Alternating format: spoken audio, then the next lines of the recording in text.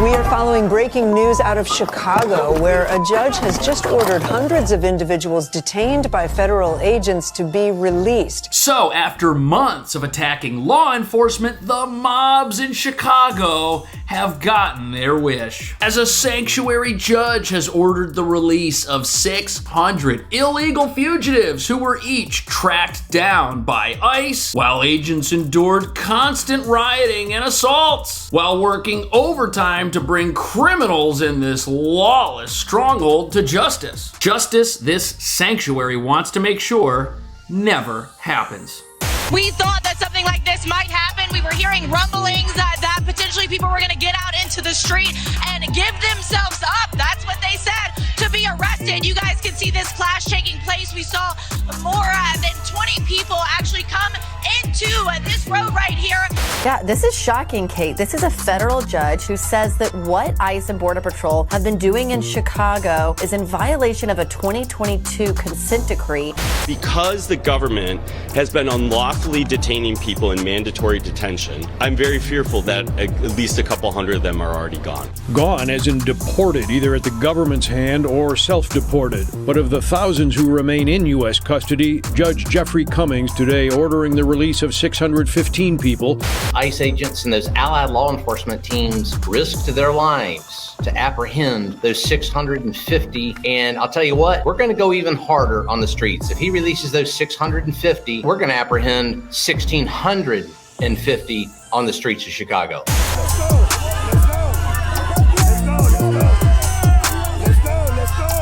So a judge has pulled a fast one on the Trump deportation machine, and everybody's wondering what happens next. But nobody's mentioned that if this scheme to free fugitives works in Chicago, it's going to be tried again in other sanctuaries throughout America. But it's important to understand that the only reason this worked here is because Chicago is special. And back in 2023, a Biden-era judge sided with the ACLU in a warrantless arrest case. And there's a decree on the books until February of 2026 blocking this practice. But here's where things get weird. ICE does not need a warrant to arrest a federal fugitive, and that is something that Congress decided, which makes this order a bit suspicious. And Homeland Security says this never should have been agreed to in the first place. And that's why ICE is still stopping cars, blocking roads, raiding homes and businesses, looking for those here without permission, many of whom maintain dangerous connections to a vast criminal underworld, where you'll find gangs like the Tren de Aragua, who'd recently taken over a Chicago apartment building while paying zero rent. Which brings us to the real reason the border battle in Chicago and in other cities like Charlotte, North Carolina is heating up. Keeping America safe from criminals shouldn't be political, but the party of political violence has decided that it ought to be. But despite sanctuary mobs and judges, the border chief has remained defiant, saying his men are just gonna dig in their heels and do their job even better now that they're under attack from a lawless judicial system. And arrests are only gonna go up as more resources flood this place, which will stop not only the dangerous fugitives, but also the mobs supporting them. This is wrong. I'm here because there's torture in that facility. It's a concentration camp, and because my conscience calls me to do it.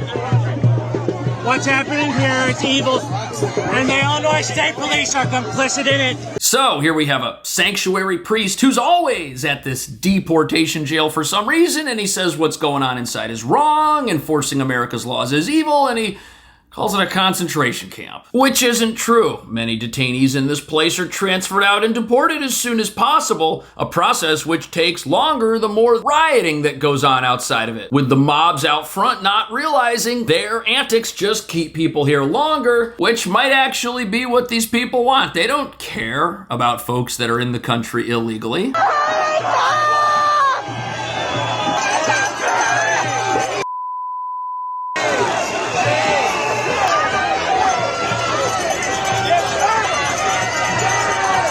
So these protesters, you've got to understand something. They didn't just show up and get arrested. They have a designated quarantined protest zone, which is separate from the roadway and the driveway of this place. They know they're supposed to stay there. There's an armada of state police out front telling everybody to stay in the designated protest zone. But what do? They like to hop out of their little barrier and run around in the street and get arrested and make a big scene for the cameras and get their 15 minutes of TikTok fame. You see the game these radicals play as they get arrested and scream and act like it's the end of the world after they've broken the law and disobeyed lawful orders. And as you're about to see, this is not about protesting. This is not about freeing people who shouldn't even be in our country to begin with. It's about something else. You know, I was just backing up some of the clips used to make this video, and then it hit me. We trust big tech companies with our entire digital lives, our files, our photos, our videos. They can see everything we've got.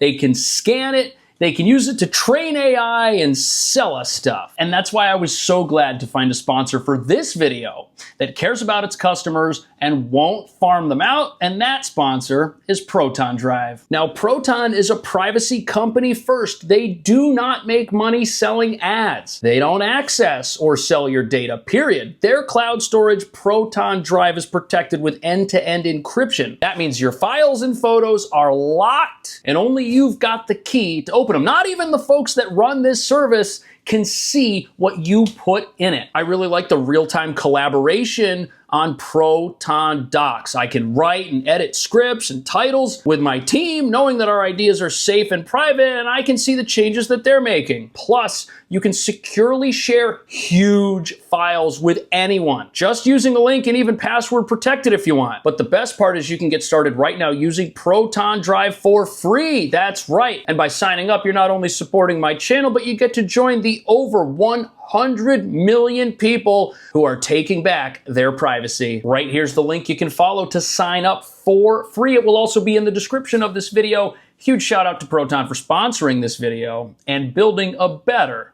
internet. Hi there, Marnie. We thought that something like this might happen. We were hearing rumblings that potentially people were going to get out into the street and give themselves up. That's what they said, to be arrested. You guys can see this clash taking place. We saw more than 20 people actually come into this road right here, and these officers responding.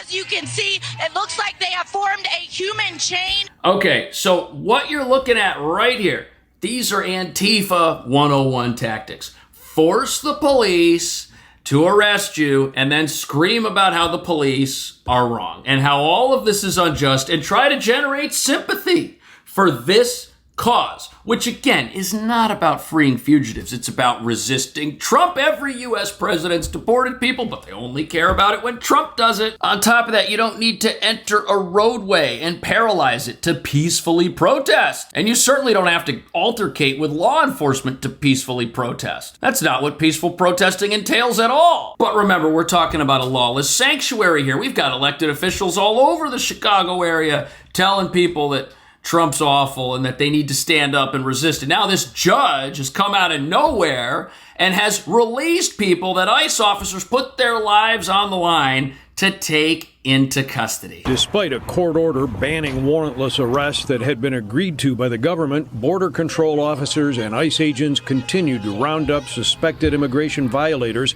without legal warrants. Because the government has been unlawfully detaining people in mandatory detention, I'm very fearful that at least a couple hundred of them are already gone. Gone as in deported, either at the government's hand or self-deported. But of the thousands who remain in U.S. custody, Judge Jeffrey Cummings today ordering the release of 615 people who were arrested without warrants. So here's what's interesting about this. ICE doesn't need a warrant to make these arrests. They don't. If they needed a warrant to do this, they wouldn't be able to arrest anybody in America. But there's something special happening in this sanctuary, and it's just like what happened at the U.S. border. But before we get into that, a simple Google search will tell you that ICE does not need a warrant. Everyone who wants to know this can easily know this. However, lawyers for the ACLU argued that warrants should be required, even though they're not. And here's how that happened. Chicago judge orders release of hundreds arrested by ICE. This consent decree was signed in 2022 when President Joe Biden's agencies agreed to accept curbs drafted by the ACLU. A legal safeguard was put in place in this sanctuary to keep it that way, even though it goes against the laws that are already on the books in this country. And that's exactly what happened at the border. We had laws down there that said it should be shut, and they said, you know what, let's open it. We have laws that say people should be deported, but we said, you know what, we're gonna let people come into the country, claim they're here to seek asylum, and hang around in America while that process plays itself out. So laws have been broken for a very long time here, and this is another one of them. Then it says the people that are gonna get released are supposed to wear ankle monitors, which, I mean, who knows if they'll remove them or not. They've already been arrested once. DHS attorneys say that judges like this individual don't have standing to make orders like this, and that Congress has stripped the federal courts of any authority to release immigrants in federal custody. Attorneys argue that Congress has vested the authority to grant parole securely with the Secretary of Homeland Security, and a federal court cannot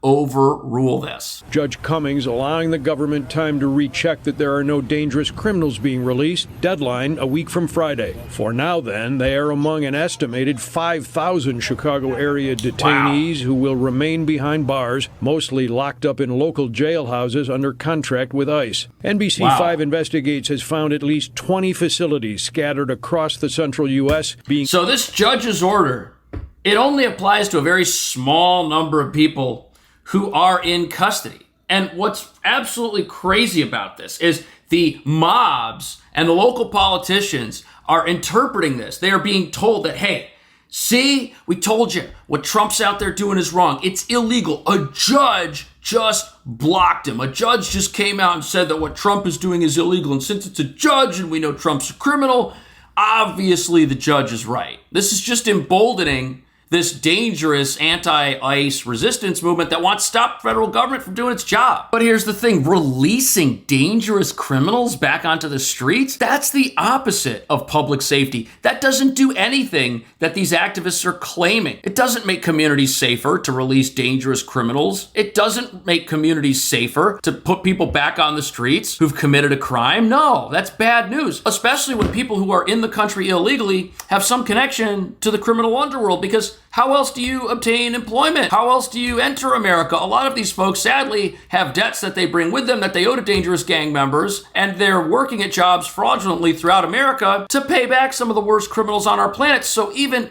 at a minimum, somebody who's here and isn't part of a gang isn't improving America. Their presence here just tempts criminals to try and continue doing the same thing. And if folks are allowed to stay here, we've now got a reward system in place for breaking America's laws. You have to enforce the border. I think what's important here to realize is that Border Patrol agents, ICE agents, and those allied law enforcement teams risked their lives to apprehend those 650 illegal aliens that judge wants to release on the streets. Terrible. Those illegal aliens came from a myriad of situations, whether they were criminals or individuals that were taking jobs from Americans. You name it, that's what they were doing.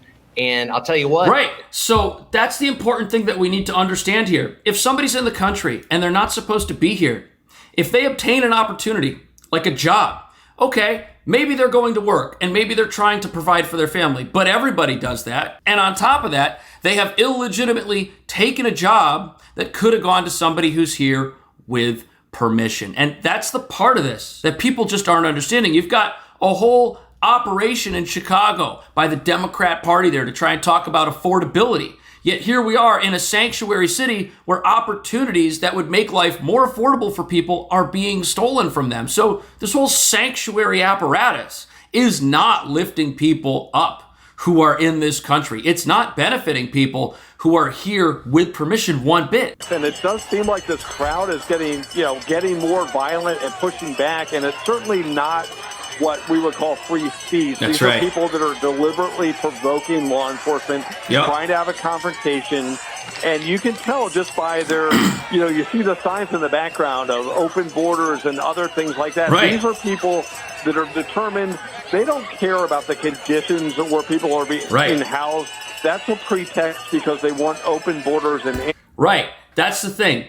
They want an open border. All of these rioters, all of these judges, all of these sanctuary mayors and governors, they want the border reopened. So what do? Well, we can't come out and say, hey, open the border. But what we can do is we can fight tooth and nail to try and get a local facility shut down. We can claim it's inhumane.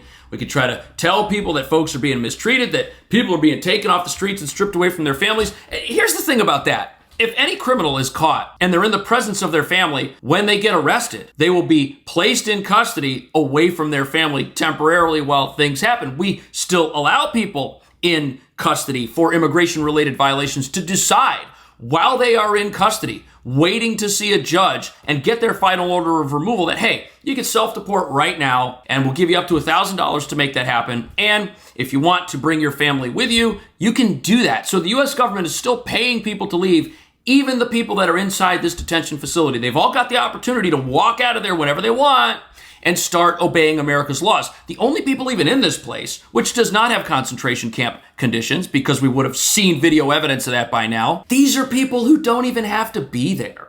They could say, you know what, I'm going to leave the country and start this process over, and they can still leave and apply to come in legally. It's not like they're banned from coming back in legally if they take the self-deportation offer. If they do get that final order of removal, then there's a ban. So the only people in this jail are people who are willing to risk getting banned from ever coming back into America again, ever. And I think when you look at this, the big picture that I think is the worst part of this all is you have J.B. Pritzker, the governor of Illinois, and instead of saying ICE has a legitimate law enforcement function and they should be respected, he is on the side of these rioters. And that's the whole problem we got here. We've got a governor, a sanctuary governor, who's on the side of these criminals and is just amping them up and juicing them up every single chance he gets. And that's why these people are out there. They think they're on the side of righteousness when the reality is they're on the side of criminals. What do you think about all this? Thank you so much for watching. I'll see you in the next video.